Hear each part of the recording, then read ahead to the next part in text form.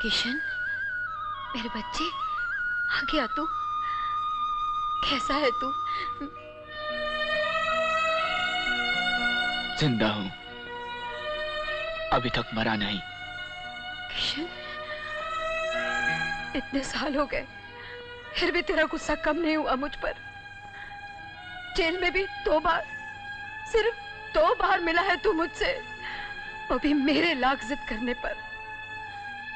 कब तक किशन, कब तक तड़पाएगा तू अपनी माँ को? उस दिन तक जब तक तू मुझे मेरे बाप का नाम नहीं बता देती। आखिर वो कौन है?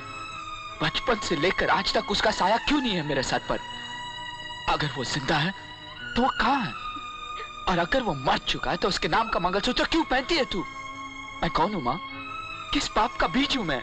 किशन, दुनिया में लोग बड़ी सी बड़ी बात सह लेते हैं, मगर माँ की गाली बर्दाश्त नहीं कर सकते। मगर मैं वो बदनसीब हूं जिसके लिए माँ लफ्ज खुद एक गाली बनकर रह गया। नहीं किशन, ऐसा मत बोल बेटे। भगवान जानता है, मैंने कोई गुनाह नहीं किया, कोई पाप नहीं किया। आज मैं तुझे सब कुछ बताऊंगी। तेरे पिताजी एक शरीफ इंसान थे, बहुत खुश थी मैं उनके साथ। वो एक ज्वेलरी शॉप में मैनेजर की हैसियत से काम करते थे। कहीं आना जाना नहीं था उनका, बस दुकान से घर, घर से दुकान। मुझे आज भी याद है, वो रात को ठीक 9 बजे घर आ जाया करते। लेकिन एक दिन रात के 12 बज गए और उनका कोई पता नहीं था। मैं परेशान घूम रही थी खेतने में। कमिश्नर साहब, आप तलाशी लो। Yes sir. क्या आप मिस्टर चौधरी की पत्नी हैं? जी हाँ, लेकिन क्या बात है? आपके पति किशनगढ़ मंदिर के सारे जेवरात लेकर भाग गए। क्या? ये आप क्या कह रहे हैं? नहीं नहीं, आपको जरूर कोई गलत फहमी हुई है। वो ऐसा नहीं कर सकते। सर, यहाँ पर कोई भी नहीं है। ठीक है, चलो।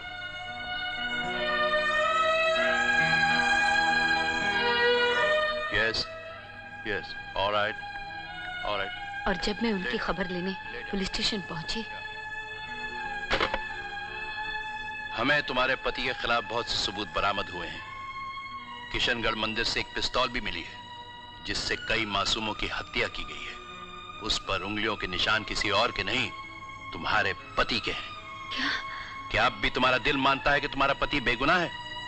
बेगुनाह है तो कानून से छुपता क्यों है? सामने क्यों नहीं आता? मैडम, वो दिन और आज का दिन, जिंदगी में फिर कभी मुलाकात नहीं हुई हमारी। बस अखबारों के जरिए ही मिलती रही उनसे। अक्सर उनकी तस्वीरें छपती रहती, कभी किसी जुर्म में तो कभी किसी जुर्म में। फिर क्या बताती मैं तुझे कि तेरे पिता राजेश्वर चौधरी इस शहर का सबसे बड़ा मुजरिम,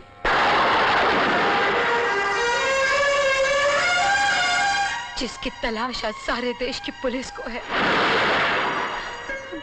मैं तो आज तक फैसला नहीं कर पाई बेटे कि उनका असली रूप ये है या वो जिससे मैंने शादी की थी। आज भी उसी सवाल के जवाब के लिए उनके लौटने का इंतजार कर रही हूं मैं।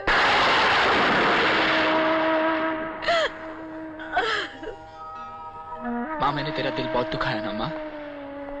मुझे माफ कर दे। मुझे नहीं पता था कि तू खुद इतनी। माँ, माँ, मत रो माँ। तेरे आंसुओं की कसम माँ, तेरे सुहाग को एक बार तुझ तक जरूर लेकर आऊंगा। मैं सारी जिंदगी अकेले रही हूँ बेटे।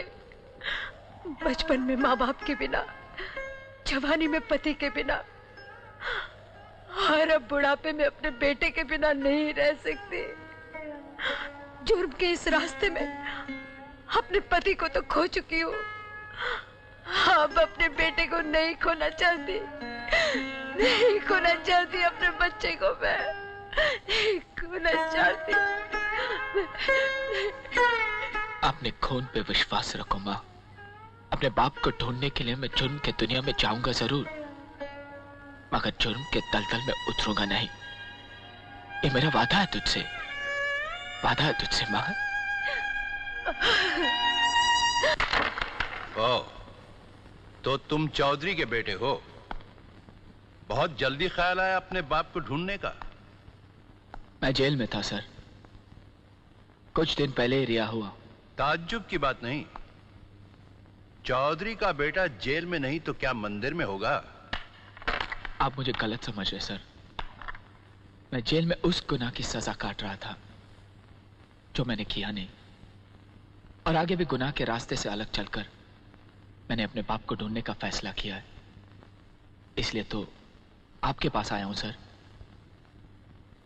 ये देखिए सर, जेल में पढ़कर मैंने बीए पास किया है। अगर आप सिफारिश करेंगे तो मुझे पुलिस में नौकरी जरूर मिलेगी। अपने बाप तक पहुंच सकूंगा मैं। मेरी मां की आपको बहुत दुआएं लगेगी सर। बेटे, मैं तुम्हारे दिल के हाल को समझ सकता हूं, लेकिन क्रिमिनल रिकॉर्ड वाले को पुलिस की नौकरी नहीं मिल सकती। I am sorry.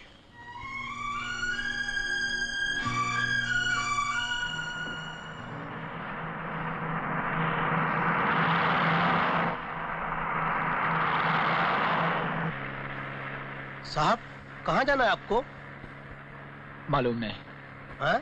मालूम नहीं? ये कौन सी जगह है? हाँ, लड़कियां आ रही हैं।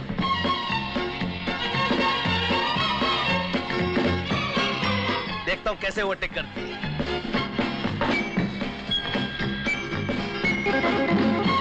अबे रुको!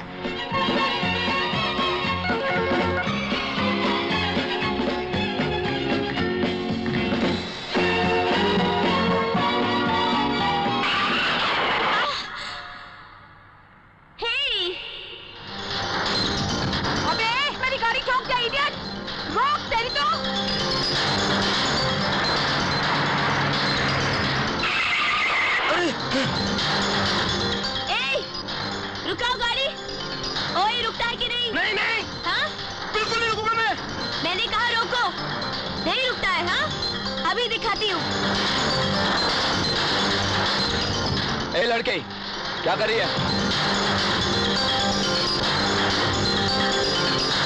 बिल्कुल नहीं, बिल्कुल नहीं।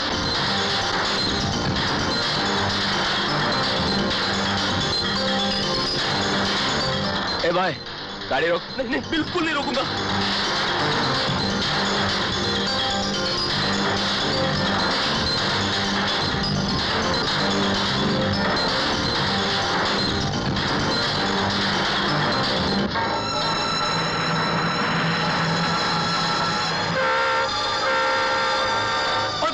सामने देख।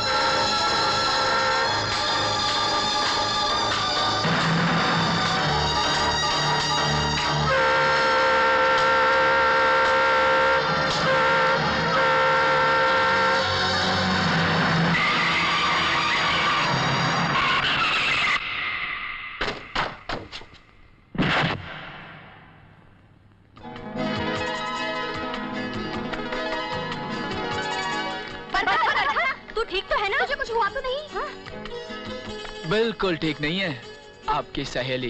इन्हें जल्दी से अस्पताल ले जाइए।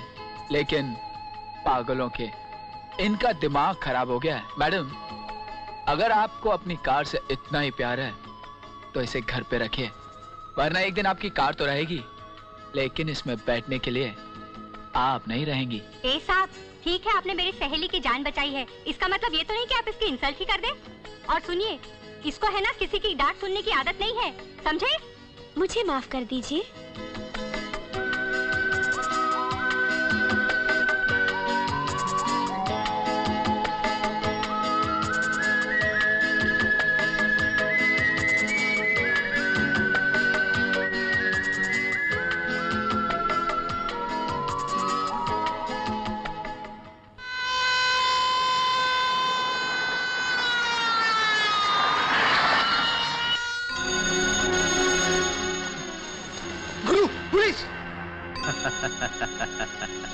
सोडा बोतल और एसिड बल्ब तैयार करो।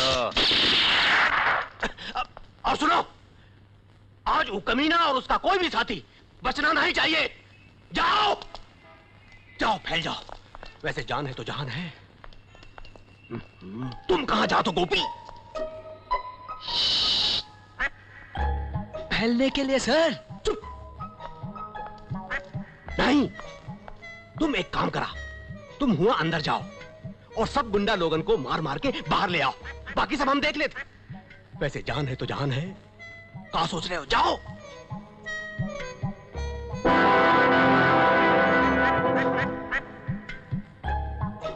अरे जाओ। नहीं सर, नहीं। अरे जाओ। नहीं सर, न जाने कितने लोग हैं अंदर हैं? क्या क्या हथियार है उन लोगों के पास, और मेरे पास है ये डंडा जिससे ना फूटेगा अंडा। गोपीनाथ, गोपीनाथ, तुम कैसे हेड कांस्टेबल बन गए? अरे हम पुलिस वालों का दिल बाहर जैसा मजबूत होवेगा चाहिए, उसमें हिम्मत होवेगा चाहिए, हर वक्त मरने मिटने को तैयार होवेगा चाहिए। वैसे जान है तो जहान है। वो तो ठीक है सर, मगर मरे मिटे बगैर भी तो काम हो सकता है। का मतलब? एक पॉइंट आया सर। Passion point? सर उधर जाए बगैर ही काम कर सकते हैं। हाँ? हम यहाँ से टीयर गैस छोड़ देते हैं, आंसू बॉम्ब फटते ही वो लोग बाहर आ जाएंगे हैं? और हम उन्हें लपक कर पकड़ लेंगे। नीचे उतर, नीचे उतर।